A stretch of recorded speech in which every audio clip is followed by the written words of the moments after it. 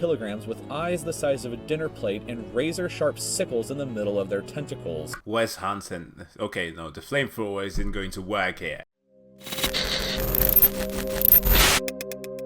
What's up people, Jack here with another video, and I know what a lot of you are thinking right now. The fuck you think you're doing? Well, I'm doing my thing. That show us some video.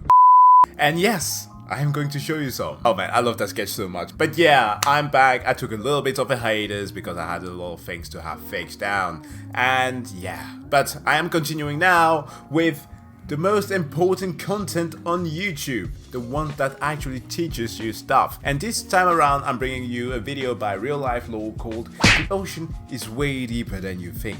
I highly recommend that you actually go and subscribe to the channel and watch some of the videos. I've used one of them in the past. I think it was, yeah, the one on the social scoring system that they have in China, because I was making a paper on the fact that we live in a society.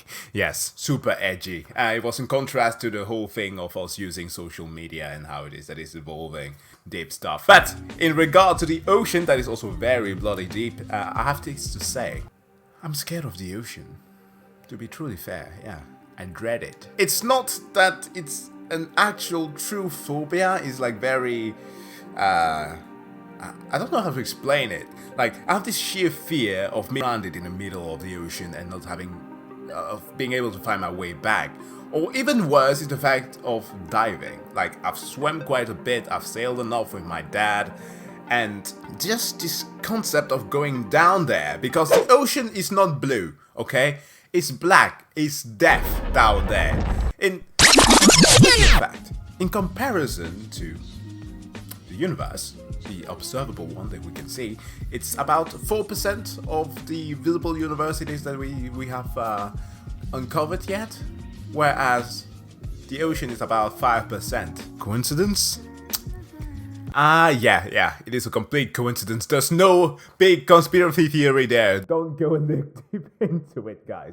But, in talking about deep, let's check out what happens when the ocean is deeper than one thinks. The ocean is really, really deep. Deeper, in fact, than most of us realize. If you were to shave off all of the land from the tops of every continent and island in the world and fill up the ocean's deepest points with that land, then the entire Earth would be covered in an ocean 2 miles deep. 3/4 of our planet is already covered in water though, and it goes a lot deeper than just 2 miles. Let's start with a sense of scale. This quick little tidbit on that thing. I remember watching a documentary on the ocean. If we have so much water, what is that we also are constantly complaining about the global warming? Well, it's because most of the water that we have isn't the type that we can drink, right? We're using just way too many of it already on our production of different stuff. That's the one that goes to waste, not the ocean water that is extremely salinated, so full of salt. This dot right here is the size of an average human. This slightly larger dot is the size of an elephant, and this is the size of the largest ship ever built, the Knock Nevis. With that in mind, let's start going underwater and see what we find out.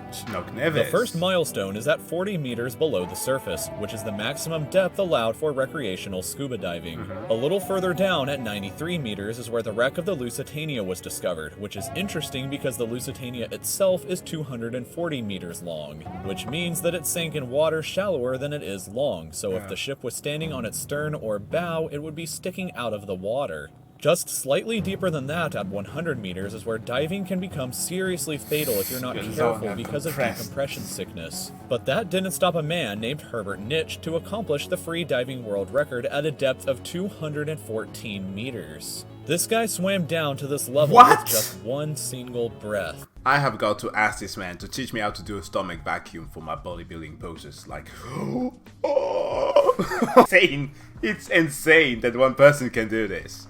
But a little further down at 332 meters, we have the scuba diving world record, which was accomplished by another man named Ahmed Gabir. If he had swam down another 111 meters, then he would have reached the height of the Empire State Building if it was submerged underwater. And a little further than that, at 500 meters below the surface, we arrive at the maximum dive depth of blue whales, the largest creatures on the planet and also the limit of the US Seawolf class nuclear submarine. At 535 meters, we can witness the maximum dive dive depth of emperor penguins, and this is when we must bring up the intensity of water pressure. At this level below the surface, the water pressure exerted on a person or the penguins would be roughly equivalent to a polar bear standing on a quarter. What? Okay, I am constantly bewildered at the fact that these are the units of measurement that I used. Why? Why though? Please explain that to me. It's so weird. Okay, like, I understand it. It makes the things a lot more relatable. It's almost like saying that the striking force of this torpedo was like 50,000 rams and 3 kids slamming into the wall. Like, by the way, kids are baby goats. Yes, kids are baby goats.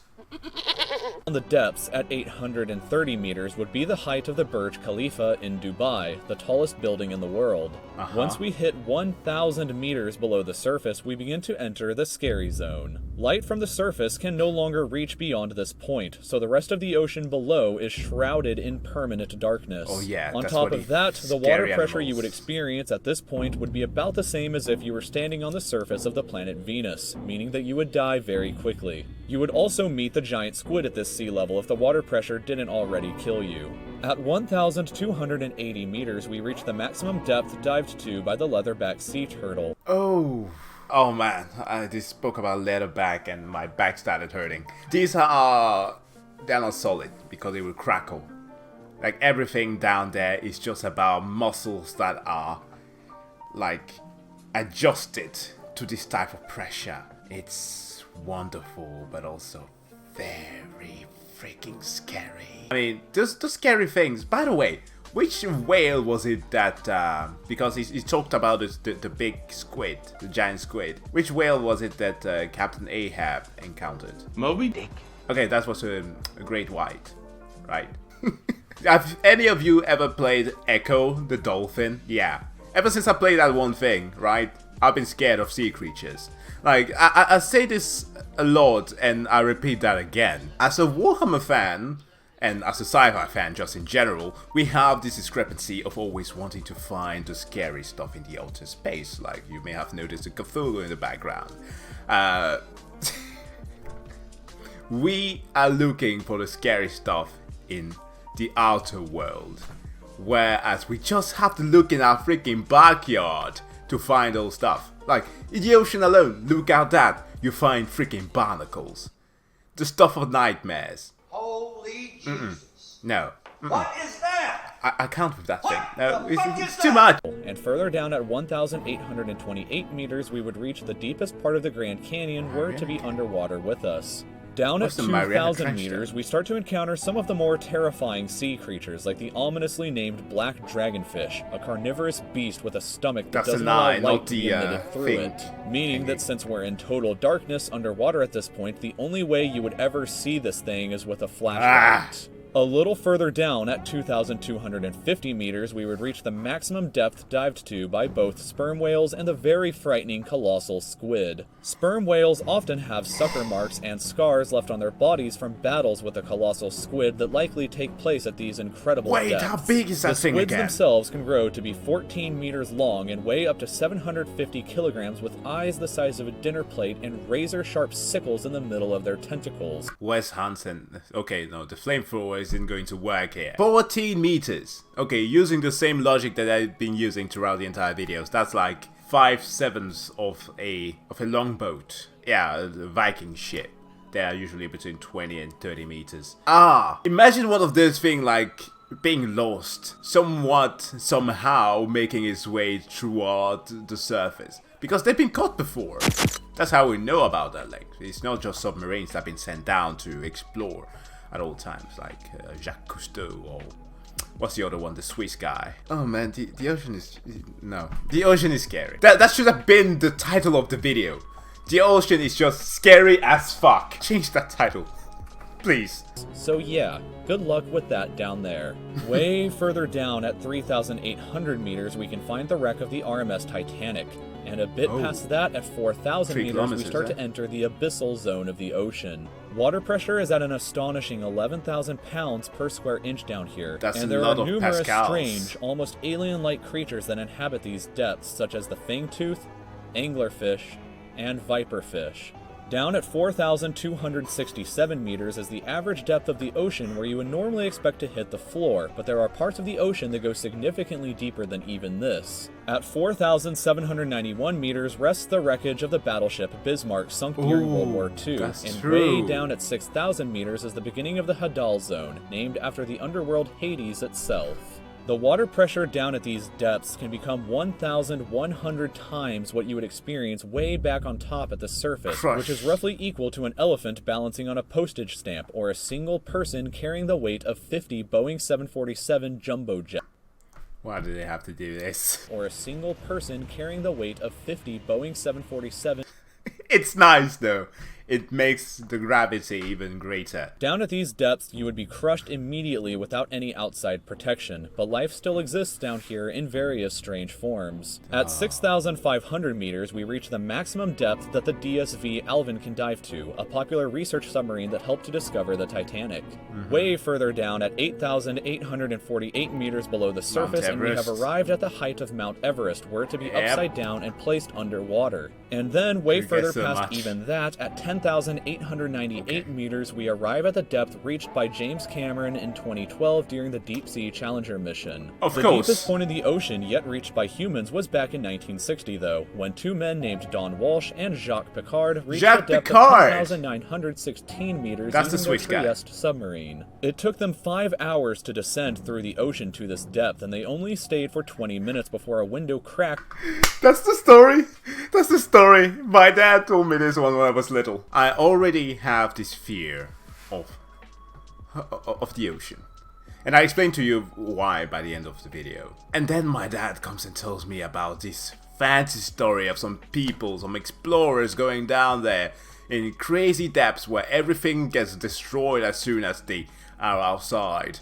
And tells me, yeah, but then the window cracked. I looked at it and I was like, Nick, I mean, what purpose would it even serve you to soil your pants at this point? The entire thing is wet. And they began to resurface.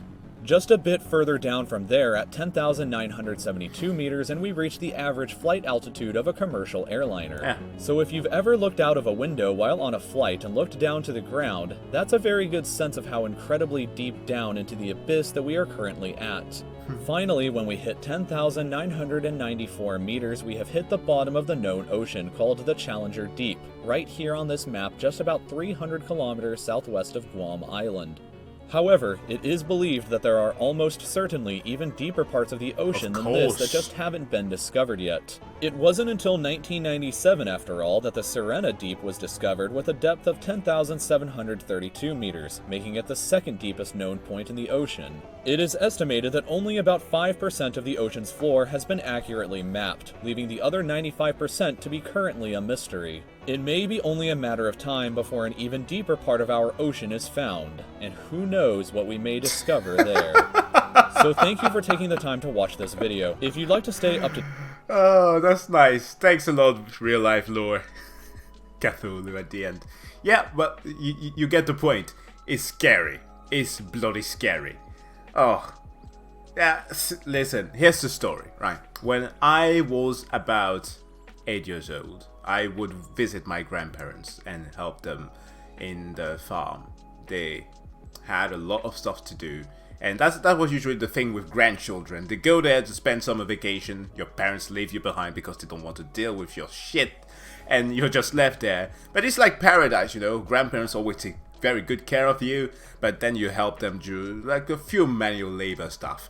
And then one day I was sent to pick up water. Why? Because they did not have proper water systems at the point. So I'm sent down there for, it's like a 10-minute walk to a place down the stream where there is obviously everything that is filtered to massive amounts of minerals, clay and whatever, and the water's clean. So, but it runs down into a small lake. The thing is, there's this distortion that you don't notice with water of how deep stuff actually is. Now this is me, 8 years old, no single trace of muscle, going down to said lake to pick up some water. And I take with me a 10-liter recipient to carry the water with me. 10 liters, right? Making your conversion, that's 10 kilograms. That's not a lot, right? Wrong! For an 8-year-old. Well, I put in the recipient down the lake, and it pulls me in. It pulls me in! And at the time, I couldn't swim. Well, essentially, that's how I learned how to swim. By fighting my way out of the bloody lake. And from that day on, I swore an oath that I would be a good swimmer. But with that said though, guys, thanks a lot for watching this video. It's been a great one to check out. Real life lore, perhaps I am going to check more videos of theirs. They're pretty informative. But with that said though, I wish you all a wonderful day, and if you come across a beach, it's not too cold yet, at least in the rest of the world. Here in Denmark it already is, but if you go there, take care, right? And have a great time, and see you guys next time.